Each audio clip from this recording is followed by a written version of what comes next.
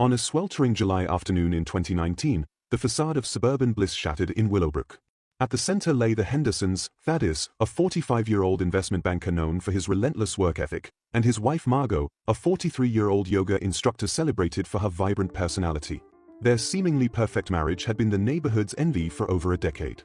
Next door lived the Coopers, Elaine, a widow, and her 19-year-old son Liam, a college sophomore home for summer break. The family had moved in 5 years prior, keeping mostly to themselves while remaining well-liked by neighbors. Nobody predicted these ordinary lives would collide catastrophically. Thaddeus Henderson had always been driven by ambition. Born to working-class parents in rural Iowa, he clawed his way up the social ladder through sheer determination. By his early 30s, he'd established himself as a rising star at a prestigious financial firm. Colleagues admired his sharp analytical mind while clients appreciated his no-nonsense approach to wealth management. Margot Sinclair, before marriage, had followed a different path. Daughter of a college professor and artist, she grew up valuing creativity and self-expression. She studied modern dance at university, dreaming of a stage career. However, a knee injury during senior year derailed those plans, leading her toward yoga and wellness coaching. Their paths crossed at a charity gala in 2003. Thaddeus, already successful but lacking social graces, was immediately drawn to Margot's vivacity. For Margot, Thaddeus represented stability and financial comfort that would allow pursuing her passions. They married a year later in a lavish ceremony that became their social circle's talk. Early marriage years were blissful. Thaddeus's career flourished while he took pride in providing Margot the lifestyle he felt she deserved. Margot threw herself into being the perfect corporate wife, hosting dinner parties and attending networking events crucial for Thaddeus's advancement. She also began teaching yoga part-time at an upscale studio, finding fulfillment in helping others achieve balance. But cracks appeared in their carefully constructed existence. Thaddeus's work hours grew longer, his ambition pushing him toward ever bigger deals. He rarely arrived home before 9 p.m., and even when physically present, his mind wandered elsewhere, constantly checking emails or market updates. Margot, approaching her 40s, found herself increasingly restless. Yoga classes and charity committees that once filled her days now felt hollow. She questioned the choices leading to this point, wondering if she traded dreams for a gilded cage. The couple's failure to conceive despite years of trying added another strain layer. By summer 2019, the Henderson marriage was a carefully maintained facade. Outwardly, they appeared golden, Thaddeus excelling at work, recently closing a deal putting him in line for partnership, while Margot's yoga classes grew more popular than ever. But behind closed doors, they were strangers. Conversations, when they occurred, were perfunctory and centered on schedules. Physical intimacy had become rare, each touch laden with unspoken resentments. Neither Thaddeus nor Margot was willing to admit how far they drifted apart. It seemed easier maintaining the illusion than confronting the emptiness between them. Little did they know this unacknowledged chasm would become the catalyst for tragedy. The Coopers had moved next door in 2014 following Dr. Reginald Cooper's death. The respected oncologist had succumbed to the very disease he'd spent his life fighting, leaving Elaine to raise Liam alone. Elaine, a soft-spoken librarian, initially struggled adjusting to the new community. The move from their modest St. Paul home had been necessary to escape haunting memories, but the affluent suburb felt alien. She found solace in books and tending a garden that soon became the neighborhood's envy. Liam Cooper was 14 when they moved, a lanky, introverted teenager more comfortable with computers than people. Transitioning to a new school proved difficult, and he often faced bullies who mocked his second-hand clothes and quiet demeanor. During this period, Thaddeus Henderson took Liam under his wing, offering him lawn-mowing jobs and neighborhood odd jobs. Over 5 years, Liam blossomed. The awkward teen grew into a handsome young man, his natural intelligence finding outlet in computer science studies. Despite growing confidence, Liam remained devoted to his mother, worrying about her isolation and making a point of coming home most weekends when friends planned parties or road trips. It was during one early June weekend visit that he first encountered Margot Henderson in a new light. Elaine had always been grateful for the Hendersons' kindness, particularly Margot's efforts to include her in neighborhood activities. She often spoke of Margot's generosity, unaware of the complex emotions brewing beneath her son's polite acknowledgments. The spark igniting the affair between Margot Henderson and Liam Cooper was as unexpected as it was intense. It happened during one of the Hendersons' legendary summer barbecues on a balmy June evening. Thaddeus, as usual, held court near the grill, regaling colleagues with tales of his latest financial triumph. Margot, feeling particularly isolated amid the crowd, retreated to the pool house to replenish ice. Liam, reluctantly dragged to the party by his mother, chose that moment to seek refuge from noise and forced socializing. He entered the pool house not realizing it was occupied, finding Margot struggling with a heavy ice bag. Their eyes met and something shifted instantly. He moved to help, their hands brushing as they stood momentarily frozen. The ice's coldness contrasted sharply with the heat building between them. Margot broke the silence, her voice husky as she thanked him. Liam, usually articulate, found himself stammering in response. That brief encounter set the stage for what followed. Over the next weeks, Margot and Liam manufactured reasons to be in each other's company. It started innocently, Margot asking Liam for laptop help, Liam offering garden assistance. Each interaction carried an undercurrent of attraction they both tried ignoring. If you're enjoying this story, kindly do us a favor and subscribe to our channel. It is free and won't cost anything, but it means the world to us. We're just a small channel trying to grow. Thank you and back to the video. Again. They met in secluded town spots, cinema back rows, library hidden corners, and most dangerously, the Henderson home when Thaddeus worked. Each encounter left them craving more, the age gulf forgotten in stolen moments' heat. Margot felt rejuvenated, rediscovering lost parts of herself. Their first kiss happened almost a month after the barbecue. Liam had been helping Margot set up for a park yoga class when a sudden summer storm broke. They ran for shelter under a nearby gazebo, laughing and breathless as rain poured around them. Margot looked at Liam and felt a desire surge she hadn't experienced in years. Before thinking better, she leaned in and kissed him. Their affair escalated quickly from that point. They were reckless, driven by Liam's youthful passion and Margot's desperation to feel alive. Liam was intoxicated by Margot's experience and their relationship's taboo nature. But as summer wore on, maintaining their secret strain began showing. Close calls became frequent, a neighbor almost catching them embracing, suspicious glances from Elaine when Margot's name arose too often in conversation. Guilt started weighing on both. Liam struggled knowing he was betraying Thaddeus, a man who'd been nothing but kind. Margot found herself lying increasingly to her husband, each deception another crack in their marriage foundation. Despite risks and guilt, neither seemed able to end the affair. They were caught in a passion whirlwind, blind to the devastating consequences looming ahead. July 15, 2019 dawned hot and humid, air heavy with approaching storm promise. For Thaddeus Henderson, it began like any other day. He rose early, donned an impeccably tailored suit, and left for the office before Margot stirred. Margot woke later, her mind racing with plans. Thaddeus had informed her the previous night he'd be working late, a crucial client dinner that could seal his partnership deal. For Margot, this meant opportunity. She texted Liam, heart racing as she suggested he come over that afternoon. Liam, who'd been agonizing over the affair for days, saw the message as a chance to end things face to face.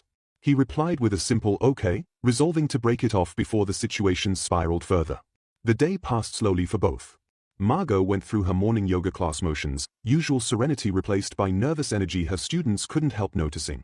Liam, at his summer job, found it hard focusing on code lines, his mind constantly drifting to Margot and their coming conversation.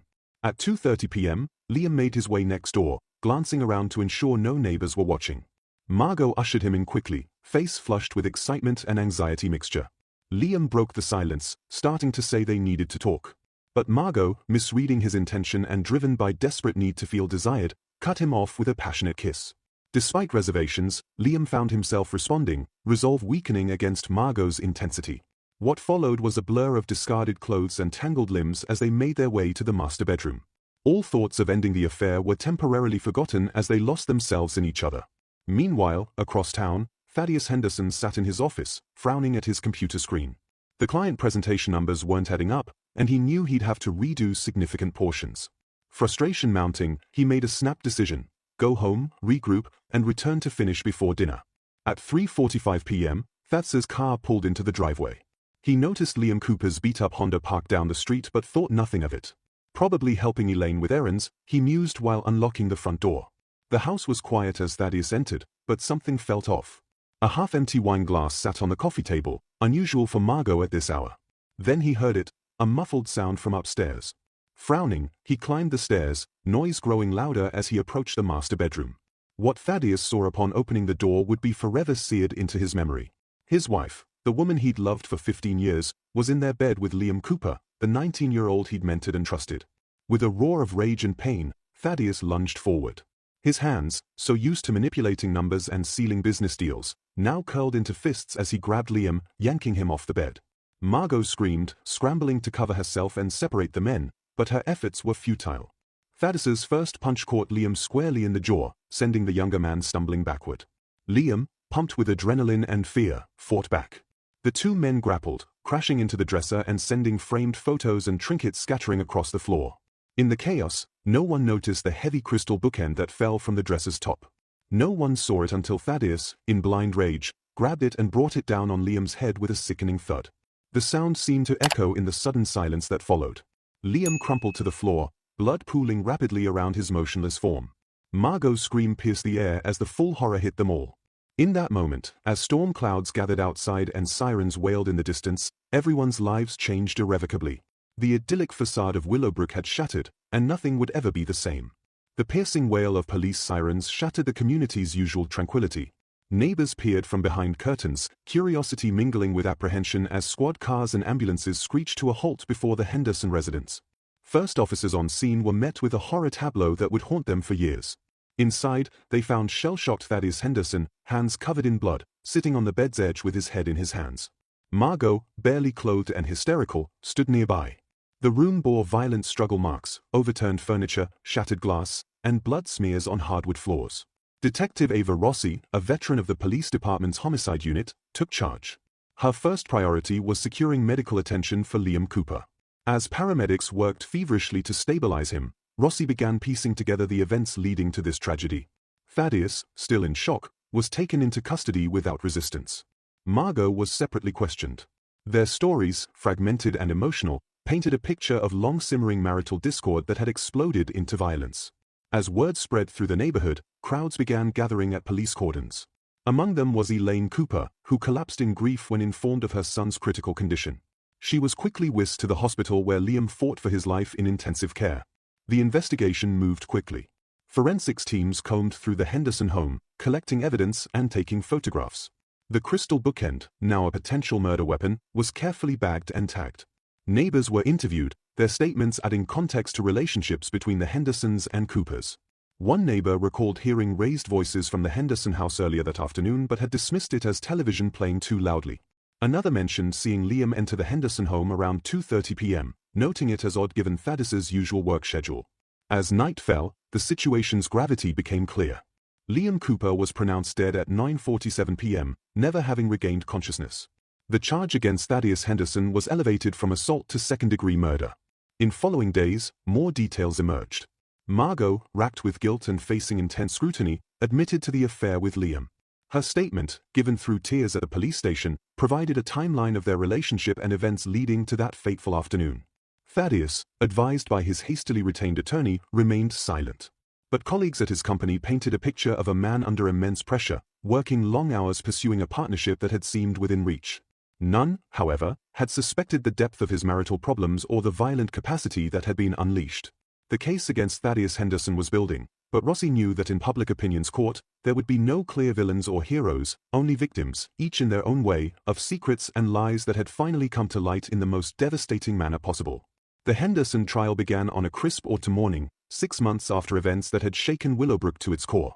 The county courthouse, a stately building of red brick and white columns, was surrounded by reporters and curious onlookers. Inside, tension was palpable as the judge called court to order. Prosecuting attorney Veronica Talbot, known for her sharp mind and even sharper tongue, laid out the state's case in her opening statement. She painted a vivid picture of Thaddeus Henderson as a man consumed by rage and jealousy who had brutally murdered a young man in his prime. Talbot's words were measured but impactful, her gaze sweeping across the jury as she promised to prove Henderson's guilt beyond reasonable doubt. Defense attorney Sterling countered with his own narrative. He portrayed Thaddeus as a devoted husband and community pillar pushed to the brink by the deepest kind of betrayal. Sterling suggested the death was a tragic accident, the result of a confrontation that had spiraled beyond control. As the trial progressed, a parade of witnesses took the stand. Forensic experts testified about blood spatter patterns and the force required to cause Liam's fatal injury. Neighbors recounted that day's events, and character witnesses spoke to both Thaddeus's and Liam's personalities and reputations. But it was Margot Henderson's testimony that captivated the courtroom. Over 2 grueling days on the stand, she laid bare her marriage's disintegration and her relationship's evolution with Liam. Her voice trembled as she described the moment Thaddeus had walked in on them and the horror of watching the confrontation unfold. Under cross-examination, Sterling tried painting her as an unfaithful wife whose actions had driven her husband to temporary insanity. But Margot held firm, accepting her part in the tragedy while insisting nothing justified Liam's death. Elaine Cooper's testimony was brief but powerful. Still grief-stricken, she spoke of her son's kindness and dreams for the future, all cut short in an act of violence. Her quiet dignity in the face of unimaginable loss moved many courtroom observers to tears. As the trial neared its end, all eyes turned to Thaddeus Henderson. Against his lawyer's advice, he chose to take the stand. His testimony was a study in contrasts, moments of apparent remorse interspersed with flashes of the anger that had led to Liam's death. He spoke of work pressure, growing marital distance, and the shock of discovering his wife's infidelity. When describing the fight with Liam, Thaddeus claimed he'd never intended serious harm, that he'd simply lost control. As the trial progressed, expert witnesses from psychology were called to provide insight into the minds of those involved. Dr. Cho explained that Thaddeus's actions could be understood through intermittent explosive disorder, characterized by violent, aggressive behavior episodes disproportionate to situations. She pointed to Thaddeus's high-stress job, unexpressed marital dissatisfaction, and the shock of discovering infidelity as contributing factors to his violent outburst. However, under cross-examination, Dr. Cho conceded that while these factors could explain Thaddeus's behavior, they didn't excuse it. She emphasized that many individuals face similar stresses without resorting to violence. The defense called a marriage and family therapy specialist to testify about infidelity's psychological impact. Dr. Friedman described the profound betrayal sense and identity loss a person may experience upon discovering a spouse's affair. He likened it to psychological trauma capable of triggering extreme emotional responses. The psychological analyses presented offered a complex picture of human behavior and motivation. They highlighted how personal history, societal expectations, and immediate circumstances can collide to create tragedy's perfect storm. After 7 grueling weeks of testimony, evidence presentation, and legal arguments, Thaddeus Henderson's fate rested in the jury's hands. As Judge Blackwell sent the 12 men and women to deliberate, tense silence fell over the courtroom. After a short recess to consider all factors, Judge Blackwell returned to deliver her sentence. Citing the crime's violent nature balanced against Thaddeus's lack of prior criminal history and the case's unique circumstances, she sentenced him to 18 years in state prison with parole possibility after 12 years. As Thaddeus was led away in handcuffs, the tragedy's full weight seemed to descend upon the courtroom. There were no victors here, only lives irrevocably altered by a moment of passion and a split second of violence. Outside, as news of the verdict spread, crowd reactions were mixed. Some felt justice had been served while others argued the sentence was too harsh or too lenient.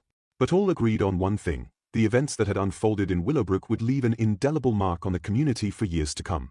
If you found this tragic tale of suburban secrets compelling, please hit that like button and subscribe for more true crime stories that explore the darkness hidden behind perfectly manicured lawns and picture-perfect neighborhoods. Your support helps us continue bringing you these in-depth examinations of real cases that shocked communities across the nation.